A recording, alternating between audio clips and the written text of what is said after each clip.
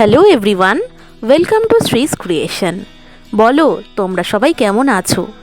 গুরু পূর্ণিমার দিন আমরা পাড়ি দিয়েছিলাম আমার দিদার বাপের বাড়ির উদ্দেশ্যে, অর্থাৎ আমার মায়ের মামা বাড়িতে। আমার মায়ের মামা বাড়ি অবস্থিত বারুইপুরে। মোটামুটি বেহালা থেকে বারুইপুর গাড়িতে যেতে 1.5 ঘন্টা লাগে। যেতে যেতে আমার দিদা তো গাড়িতে ঘুমিয়েই পড়েছিল, এতটাই ক্লান্ত হয়ে পড়েছিল, আর আমিও আর পারছিলাম না এতক্ষণ গাড়ি জার্নি করতে। এবং অবশেষে আমরা পৌঁছালাম আমার দিদার বাড়িতে, অর্থাৎ যেখানে কেটেছে আমার দিদার শৈশব।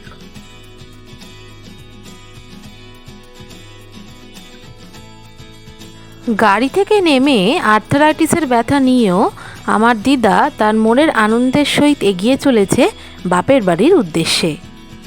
অবশেষে আমরা পৌঁছালাম আমার মায়ের মামা বাড়িতে। ঢুকতেই যে দোতলা বাড়িটা দেখছো, সেটা হচ্ছে আমার মায়ের বড় মামার বাড়ি। তার পাশে রয়েছে ছোট মামার বাড়ি এবং তার পাশে রয়েছে আমার মায়ের মেজ মামার বাড়ি।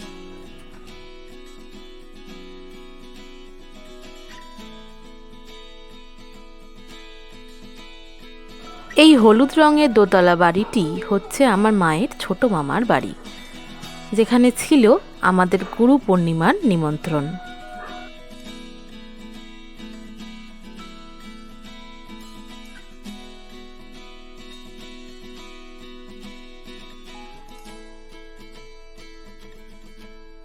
মায়ের ছোট মামার বাড়িতে গিয়ে দেখি সেখানে চলছিল মহাসমারোহে গুরু পূর্ণিমার পুজো।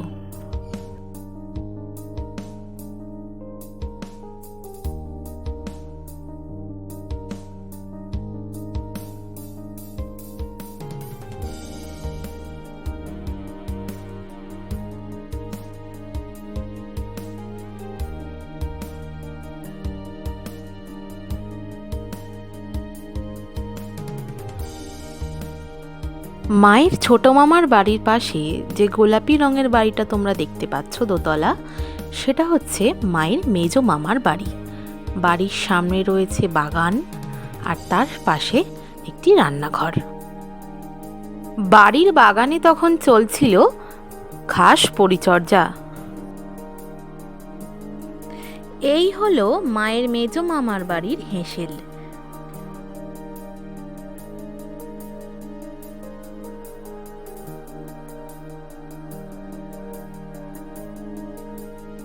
হেঁসেলের সামনে বারান্দায় রাখা ছিল একটি ট্র্যাক্টর।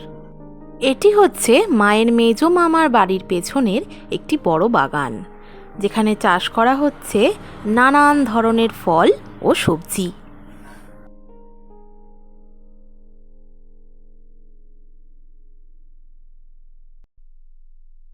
প্রকৃতির এই অপরূপ সৌন্দর্য দেখে ইচ্ছে করে তার মাঝে হারিয়ে যেতে, ইচ্ছে করে জীবনকে প্রকৃতির রং রূপ ও গন্ধে মাতিয়ে নিতে।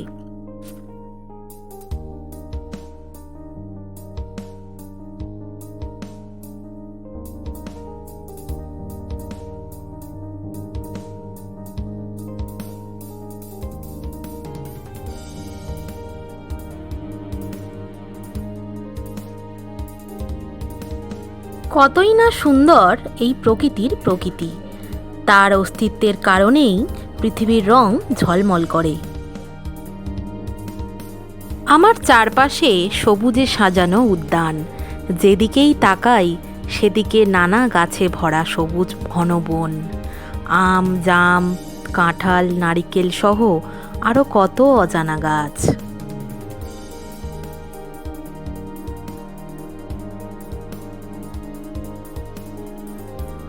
প্রকৃতির এই নিবিড় স্পর্শ আমার মনে আলোড়ন সৃষ্টি করে।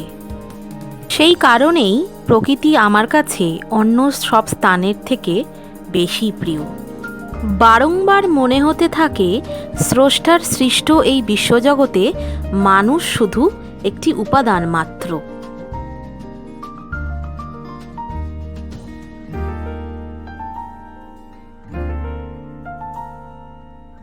জানি না কি অদ্ভুত একটা মায়া আছে এই প্রকৃতির মাঝে। মনে হয় চলো আকাশ ছুঁয়ে দেখি, চলো প্রকৃতির মাঝে নিজেকে হারাই, চলো বাংলার রূপের মাঝে নিজেকে বিলাই।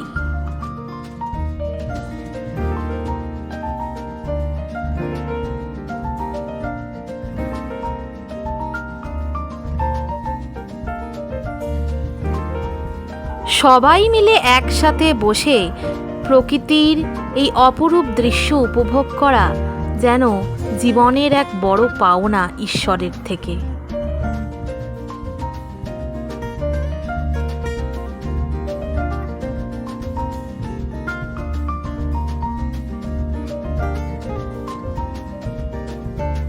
প্রকৃতির এই নির্মল সৌন্দর্যের অনুভূতি আমাকে শুধু হাতছানি দেয়, মন চলে যায় দিগন্ত ছোঁয়া আকাশপানে।